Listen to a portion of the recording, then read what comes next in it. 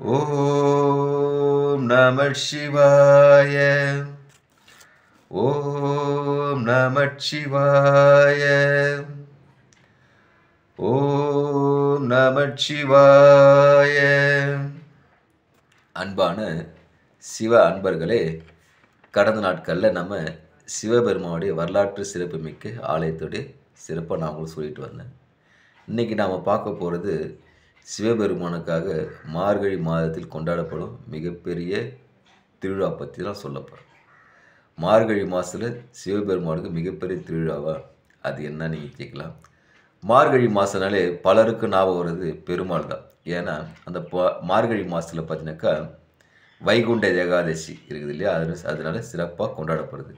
அப்படி அதே மார்கழி மாதத்தில் சிவபெருமானுக்கு ஆருத்ரா தரிசனம் நடத்தப்பட்டு சிறப்பாக கொண்டாடப்படுகிறது.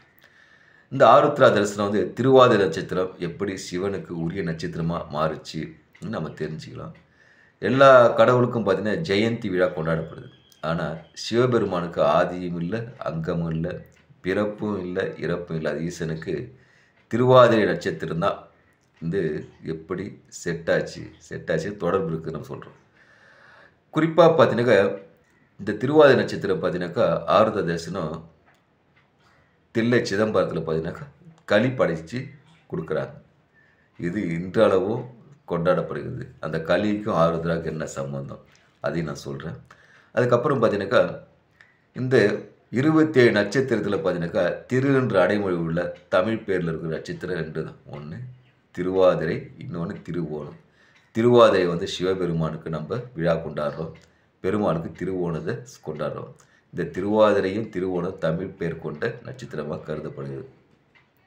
இன்னொன்று பார்த்தீங்கன்னாக்கா இந்த ஆருத்ரா தரிசனத்தை நம்ம பார்த்தோம்னா நமக்கு நிறைய நன்மைகள் கிடைக்குது, அளவில்லா நன்மைகள் கிடைக்கும். அதனால் ஆருத்ரா தரிசனம் நம்ம கண்டிப்பாக போயிட்டு ஈசனை தரிசிக்கணும். இந்த ஆருத்ரா தரிசனுடைய வரலாற்றை நான் சொல்கிறேன். சிவபெருமானுடைய தீவிர பக்தரான சேந்தனார் இருக்கார். அவர் சிவபெருமான் தினமும் அவர் தொழுது வழக்கம் வச்சுருப்பார். தினமும் தொழுறாருனாக்கா எப்படி சொல்லினாக்கா இது தினமும் சிவபெருமானுக்கு தான் உண்ணக்கூடிய களி அமுத சிவபெருமான் படைப்பார். அப்படி படைத்து அந்த களி அமுத சிவபெருமான் அதை சாப்பிட மாட்டார், வேறு சாப்பிடுவார். ஏன்னாக்கா இறைவனுக்கு படைக்கப்படுது, இறைவன் தான் சாப்பிட்ற ஒரு இது இருக்கார். அப்படி இருக்கும்போது அவருக்கு உள்ள ஒரு குறுகிய மண்பாடு, நம்ம இறைவனை வணங்குகிறோம், பக்தியில் உண்மையாக வணங்குகிறோம். இருந்தாலும் இறைவன் நம்ம எல்லாம் மதித்து நம்ம இல்லத்துக்கு நம்ம படைக்கிற உணவை சாப்பிடுவாரான்ற சந்தேகம் ஒன்றா இருக்குது. அப்படி இருக்கும் பட்சத்தில் ஒரு நாள் வழக்கம் போல் அவர் சிவபெருமான் களி அமுதை படைச்சிட்டு சாப்பிட்டு வீட்டில் அந்த படையலை தவிர எந்த உணவும் இல்லை. அப்படி இருக்கும் பட்சத்தில் சிவபெருமான் ஒரு முதியோர் வயசில் சேந்தனார் வீட்டுக்கு வர்றார். சேந்தனார் வீட்டுக்கு நிற்கிறாரு. நின்னோடனே சேந்தனார் ஐயா என்ன வேணும்னு கேட்குறாரு. ரொம்ப பசிக்குது, உணவு இருந்தால் கொடுன்னு கேட்குறாரு. யார்? சிவபெருமான். கேட்டவுடனே சேந்தனாருக்கு ஒன்றும் புரியல. வீட்டில் இருந்த உணவை எல்லோரும் சாப்பிட்டாங்க. சிவபெருமானுக்கு படைச்ச உணவு தான் படையில் இருக்குது.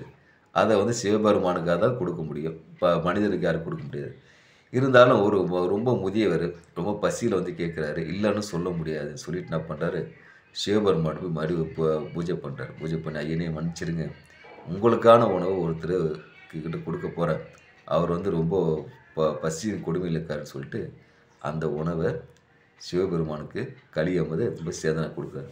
அந்த சேந்தனார் வீட்டுக்கு சிவபெருமான் வந்தார் இல்லையா, அன்றைய தினம் தான் மார்கழி மாதம் பௌர்ணமி தினம் திருவாதிரை நட்சத்திரம் ஆருத்ரா தரிசனமாக அன்றைக்கி கொண்டாடப்படுது.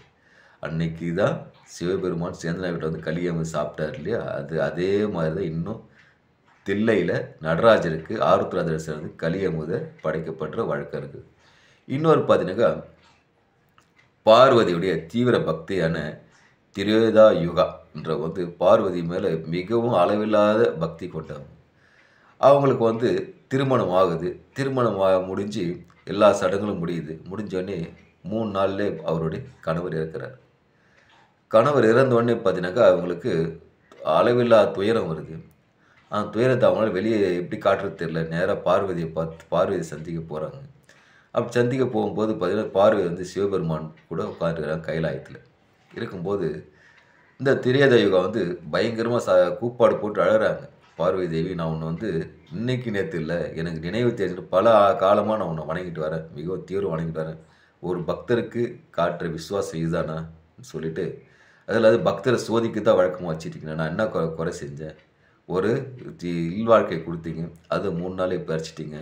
சொல்லிட்டு மிகப்பெரிய கூப்பாடு போடுறாங்க. இவங்க போட்டு கதறத பார்த்தோன்னே பார்வதி தேவிக்கு கண் கலங்கி வருத்தம் அடைஞ்சு என்ன பண்றாங்க, அந்த திரேதா யுகத்துக்கு வந்து ஒரு வரத்த கூறுறாங்க. நான் வந்து உன் கணவர உயிரோட மீட்டு தரேன்னு சொல்றாங்க. சொன்னோனே சிவபெருமானுக்கு அதிர்ச்சி ஆயிடுச்சு. அதிர்ச்சியாகி பார்வதிய பார்க்குறாரு. எப்படி இறந்தவங்கள மறுபடியும் மீண்டும் உயிர்ப்பிச்சு கொண்டு வர முடியும் பார்க்குறாரு. பார்த்தாக்கா அவருக்கு ஒரு சின்ன இதாகுது.